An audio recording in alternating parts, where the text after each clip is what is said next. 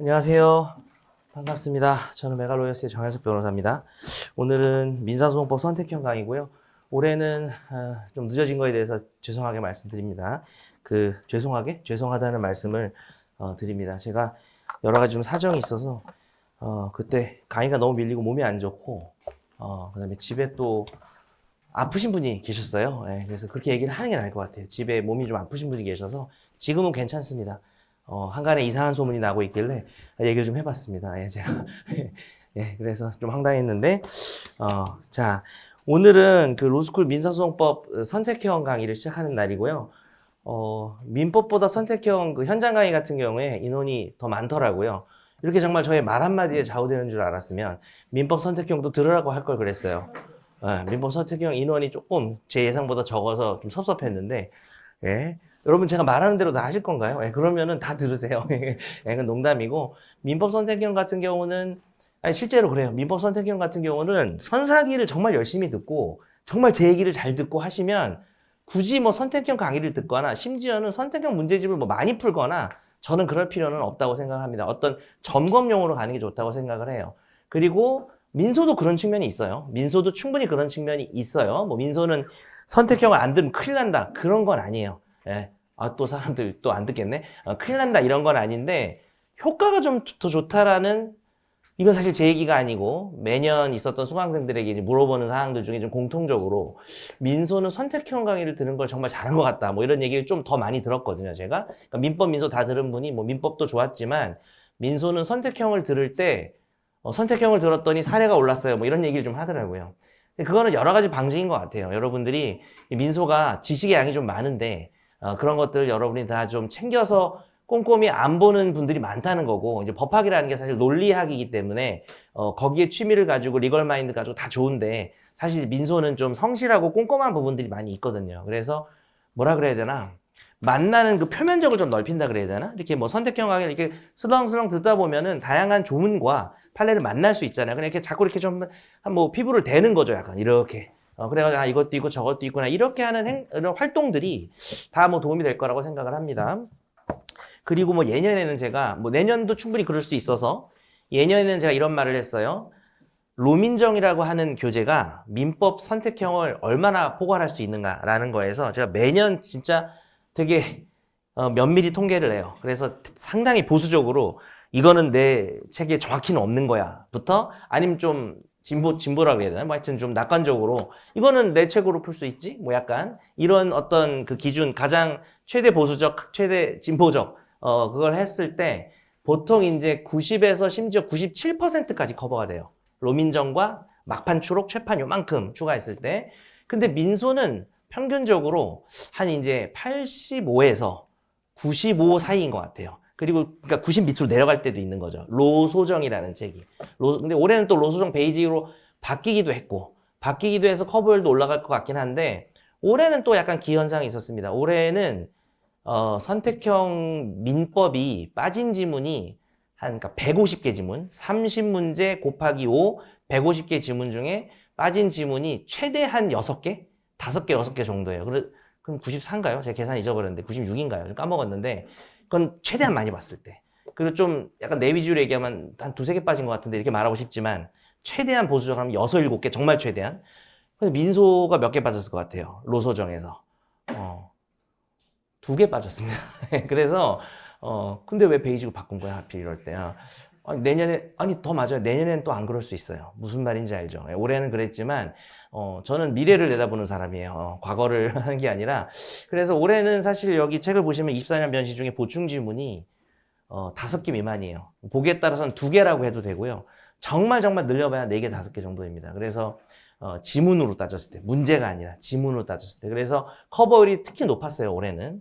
뭐 그럼에도 불구하고 내년에 어떻게 될지 모르는 겁니다. 그리고 여기 모의시험 지문 같은 걸 보면은 로소정에 없는 지문들이 좀 있어요. 이런 것들을 여러분이 이럴 때 봐두는 거죠.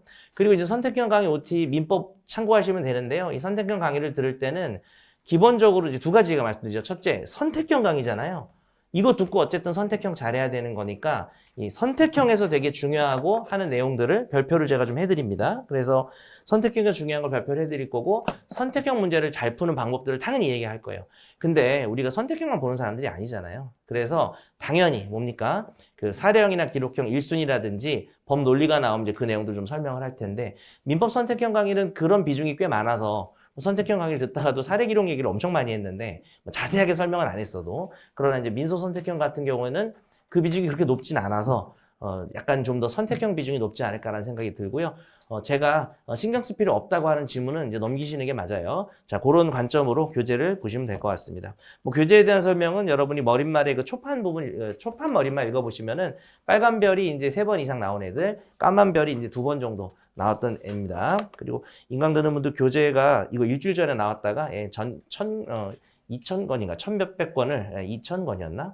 예, 다 폐기했습니다. 예, 색깔이 좀 이상해서 예, 출판사가 좀 손해를 많이 봤죠. 그래서 죄송하면서도 감사했습니다. 이 자리를 빌려 감사하다는 말씀을 드리고 자 그리고 또 하나만 마지막으로 말씀드리면은 선택형 강의는 올해는 선사기 강의랑 연동되는 강의다 보니까 기본적으로 이제 선사기 강의랑 진도를 맞출 수밖에 없어요. 그래서 진도표가 따로 있는 건 아니고요. 하루에 한 시간에 한 교시에 23페이지 정도 나가야 돼요.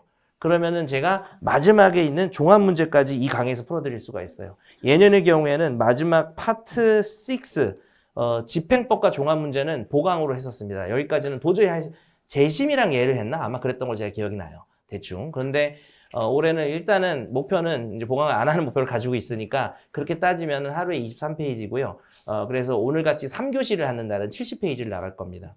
원칙은 수업을 하고 복습을 하는 게 원칙이었지만 어쩔 수 없이 뭐 여러 가지 종합반 뭐 이런 일정에 맞추다 보니 첫 3회, 목, 금, 토 이렇게 3일간은 3시간씩 나가다 보니까 진도가 예습이 될 것 같아요.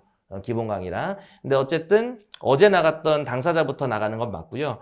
그래서 예습이 좀 될 거고 그러나 이거를 너무 이렇게 지나치게 복습용으로 갈 필요는 없는 게 왜 그런 민법은 조금 그런 게 사실 장단점이 있으면서도 웬만하면 복습으로 제가 하고 싶었던 게 법리 설명을 한참 해야 객관식을 풀 때 편한 게 있거든요. 근데 기본 강의에서 듣고 나서 하면 딱 좋은데 안 들은 상태면 여기서 법리 설명을 해야 되니까 그런 불편함들이 있었는데 민소는 이제 기판형 말고는 그런 건 별로 없어요. 그런 건 별로 없어서 그냥 약간은 뭐 이렇게 기본 강의랑 연동에 너무 집착하지 말고 그냥 한번 보시고요. 이 교재는 분명히 말씀드리지만은 13년간 모든 지문을 다 넣은 거예요.